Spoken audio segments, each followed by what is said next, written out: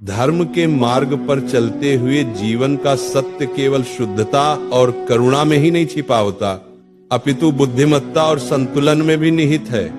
मनुष्य यदि अत्यधिक ईमानदार बनकर संसार में विचरण करता है तो वह स्वयं अपने ही गुणों के कारण आघात प्राप्त करता है।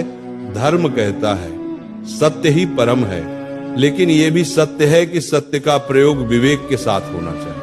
यदि कोई मनुष्य हर समय अपनी अंतरात्मा की नग्न सच्चाई दूसरों के सामने रखता है तो जगत उसे आहत करता है, क्योंकि संसार का स्वभाव छल, प्रपंच और स्वार्थ से भी चलता है। यदि तू केवल ईमानदारी में अंधा होकर हर बात को वैसे ही कह देगा जैसे है, तो असत्य में जीने वाला समाज तुझे दंड देगा, तेरा शोषण करेगा और तुझे ही दुर्बल सिद्ध करेगा। गीता में लिखा है धर्म का पालन विवेक के साथ करना चाहिए। धर्म यह नहीं कहता कि तू अपने शत्रु को अपनी कमजोरी बता दे। धर्म यह नहीं कहता कि तू अपने जीवन के सारे रहस्य खोल दे।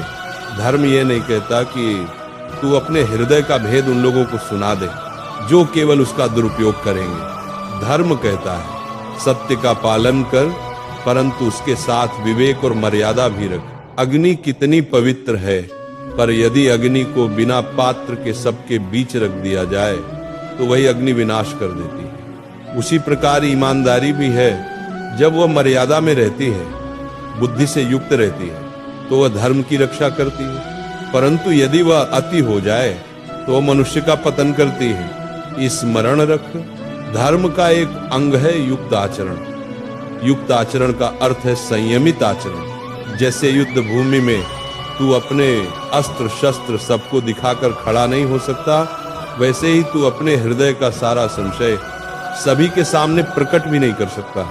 जिसे तू प्रकट करेगा वही तेरी दुर्बलता का कारण बन जाएगा। इसलिए जीवन में इतना ईमानदार मत बन कि तेरा धर्म भी तुझे रक्षा न कर पाए। संतुलन रखना, अपनी वाणी और कर्म में ऐसी मर्यादा रखना कि सत्य तेरी ढाल बने, तेरा शस्त्र बने, न कि तेरी बेड़ियां।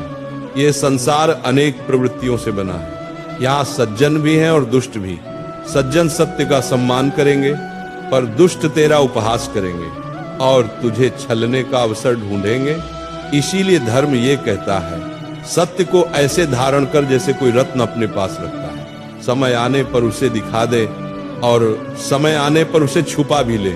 धर्म का मार्ग केवल व्यक्तिगत शुद्धता में नहीं है, अपितु लोक व्यवहार में भी। यदि तू किसी दुष्ट के सामने अत्यधिक ईमानदार हो जाएगा तो तू अधर्म को बल देगा, क्योंकि तेरी ईमानदारी उसका शस्त्र बन जाएगी और ये भी अधर्म ही होगा। धर्म यह है कि दुष्ट के सामने वही प्रकट कर जिससे उसकी दुष्टता का अंत हो, और सत्पुरुष के सामने वही प्रकट कर जिससे उसके हृदय में आस्था जागे।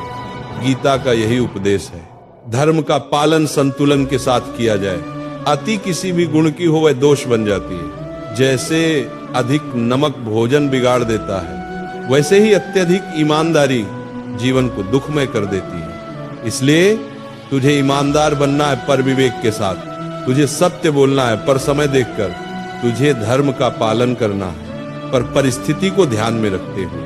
यही धर्म का मर्म है, यही गीता का संदेश है। धर्म का मार्ग वही है जिसमें संतुलन और विवेक दोनों।